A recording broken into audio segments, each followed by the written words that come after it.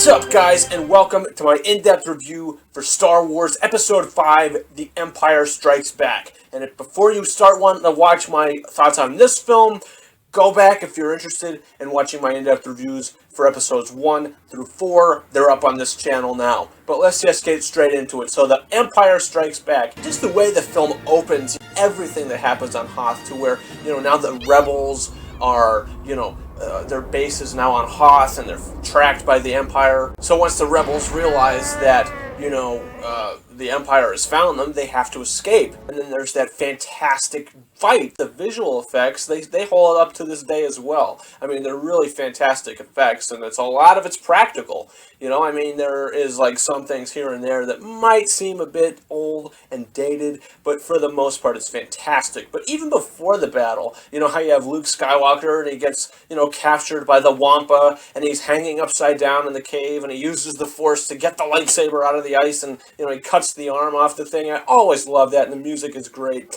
as well. It's really the first time in the whole series that we've actually seen Luke Skywalker legit use the Force, so that was really fantastic. And then, he's involved in the battle at Hoth. Han and Leia have to escape on the Falcon. It's pretty much the whole entire film. On Vader's side, he's very interested in trying to find Luke Skywalker, but it's mainly him tracking down the Millennium Falcon, and he really wants the ship because they've escaped, and he doesn't want them to get away, and he wants to kill them now, and he's just ruthless. Darth Vader is a ruthless villain, and in this film, he really shines as that. We really see a lot of him and a lot of his menacing scenes that he has, and he's just choking people to death, even if they just, mess up at something. Some of the Imperial guards, they're just getting killed by him. And Luke Skywalker sees the forced ghost of Obi-Wan Kenobi, and he's telling him to go to Dagobah to be trained by Yoda, because he's no longer available to do it. Luke Skywalker is going to Dagobah, and he finds Yoda, and I always love this sequence, to where, Yoda's just like, it's the first time we really see him in this film, he's like a crackhead. He really is, and he's just like going around into Luke Skywalker's bags and his pouches and his stuff that he brought with him, and he's taking the little flashlight out, and he's, whoo, it's great. It's good, the little laugh that he does, it's fantastic. And then when, he's trying to take some little object that he's holding, and R2-D2 goes to get it from him, and Yoda just grabs his stick and he's going, mine, mine, mine. I always love that, and I was laughing hysterically at it last night. I thought it was great. And first, Yoda's very obstinate at training Luke. He says he's too old, that he's, he doesn't have the patience, and he's all these things, but, the voice of Obi-Wan Kenobi, of Ben Kenobi, is just coming through and convincing Yoda to train Luke, in which ultimately he does. And it's really fantastic, of all the training sequences that take place, and it's just great and entertaining. And as all this is happening on the Millennium Falcon, we have Han Solo and Leia. They're starting to get this love interest, and they're really starting to connect now, which is really great to see. And I thought it was done so well, opposed to maybe Hayden Christensen and Natalie Portman in Attack of the Clones. This version is so much better between Harrison Ford and Carrie Fisher. It's just the way that they, acted off of each other is just so great. And as all this is going on, it's also exciting. The film never slows down, because they're always being chased by the Imperial guards and by the Empire. They're always chasing them and trying to find them and kill them. And it's fantastic. And throughout all of this, C-3PO is like a paranoid schizophrenic in this film. He's just always sketching out, and he's always, complaining, and he's nervous about something, and it's very entertaining, until finally Han Solo is just like, what, we could get to Bespin, we take refuge. My old pal Lando Calrissian is there, and he lives there. So he's, Leia, they're all like, okay, whatever, let's do it. If we have to get somewhere to be safe, they go there, and we meet Lando, and he's also a smuggler, and he's a really great character, and I love Lando, and they're, on Cloud City now, and they're in Bespin, and finally we realize that the Empire got there just before the Falcon did, and they've created a deal to where now Lando is sided with the Empire at this point, just to pretty much save himself. So now Han Solo he has to be frozen in carbonite, just because Darth Vader is looking for Luke Skywalker, and he's creating a trap for him. So they're just making sure that this carbon freeze works. They're just like, what? Let's tested on Captain Solo. Han Solo is being tortured. It's very impactful and it's very intense. And he's just like at the end of it, he's just like, they didn't even ask many questions. Like, these people, they don't care. They just want us dead. And Luke Skywalker senses this when he's on Dagobah. He's just like, oh, you know what? I gotta get out of here. I gotta save my friends. How am I gonna do this though? My X-wing has crashed into the water. When Yoda just uses the Force, and Luke Skywalker, he's amazed by this because he, just this little guy, size matters not. He just uses the Force to get the X-wing out of the water, and it's fantastic, and the music is great.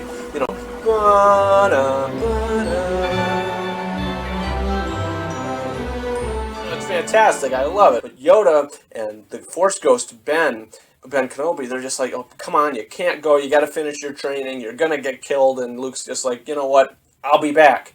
I promise. So then he goes off. Back at Bespin, Han Solo is being frozen in carbonite. There's that great scene. That's a fantastic scene. And a great bit of dialogue when Leia, they finally kiss right before he's being taken away to be frozen. And Leia's just like, I love you. And he's just like, I know. It's really great. I love that line. I think Harrison Ford created it himself. He, chose to say that, which was great, and it really worked. And I thought it was fantastic. So then, he's frozen in carbonite.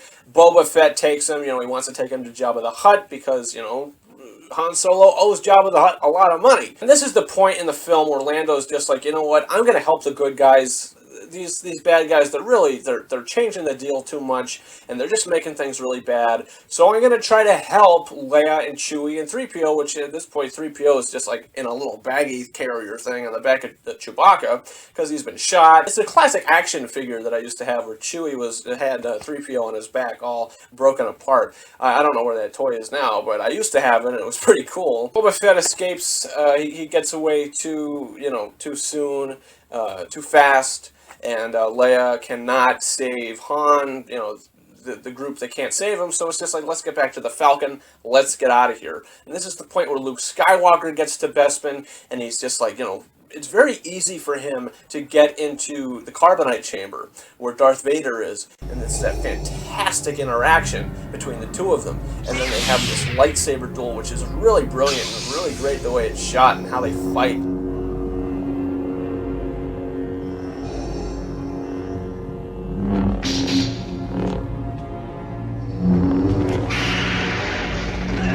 It all comes to a head at the end of this fight where Luke has just been beaten down pretty bad. I mean, he's not really looking like he's going to win this battle. And at the end of it, he just gets his hand cut off, and it's just like, what am I going to do? Luke Skywalker says, like, what am I going to do? I just got my hand cut off. He's climbing over the edge into this pit of doors that open up and take you out into space, which is, that's pretty frightening to me. And he's just, hanging on to this thing, and Darth Vader's just standing there trying to convince him to turn to the dark side and, join me. And he finally tells him, Obi-Wan never told you what happened to your father. And Luke's just like, he told me enough. He told me you killed him. No, I am your father. And then Luke's just like, no, that's not true. That's impossible. No! And he starts, really going, mentally insane at this point because he's like, oh, is this true? And then he's, it is true. I mean, what am I going to do now? There's really nothing for me to do.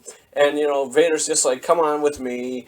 It's the only way. And Luke's just like, no, it's not. He falls off the pillar thing that he's on, and he gets sucked into one of these little doors, and he gets sucked out, and he's pretty much just hanging off of the whole city itself, I guess. He's just hanging off the bottom of it, onto these little things that are coming out of the bottom of the city. He's just holding onto these metal bars, pretty much. He decides to use the Force, and he's trying to get in touch with, Obi-Wan, and he's trying to, make him sense him, and he's trying to, make Leia sense him. He's like, Leia, come on, hear me. And then Leia, as they're escaping in the Falcon, Leia senses it. She's just like sitting there, and the music is great. How the Force theme plays, and she's just like, Luke, come on, we got to go back. We got to turn back. And Leia's just like, well, what about those fighters? And she's just like, I know where Luke is. Just do it. Come on, Chewie, just do it. So they go, they save Luke. They're still, at this point, still escaping the TIE fighters, and the Empire is still after them, but they've gotten to the point where they can go into hyperspace. I mean, after the ship is pretty much crapped out the whole entire film. It really doesn't work that good the whole film, but they finally get to go to hyperspace at the end of the film, to use hyperspace to where they get to their new rebel base, which is just a little bit of fleet. You know, it's a rebel fleet. It's not even really a base. It's just a bunch of ships. So, you know, Lando and Chewie are just like, you know what, we're gonna go. We're gonna find Han. It's gonna be okay. Leia accepts that. You know, Luke Skywalker gets a new mechanical hand, but it looks like a real hand. You know, just the way it's done, it looks like his real hand.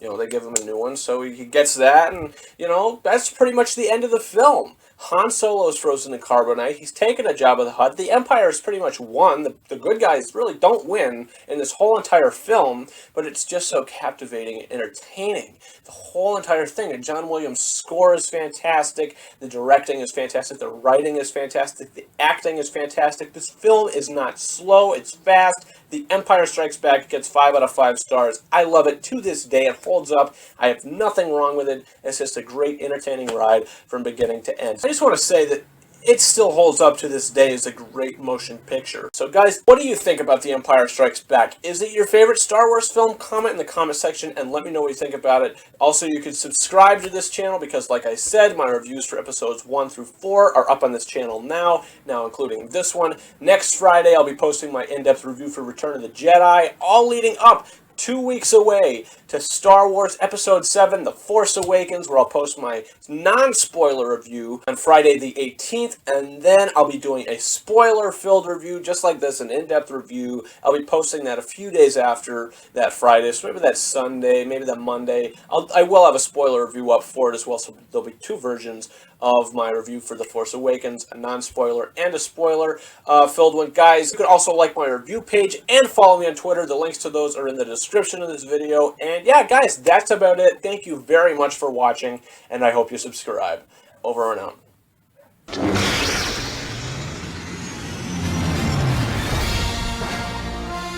R2, come back at once. I'm standing here in pieces, and you're having delusions of grandeur.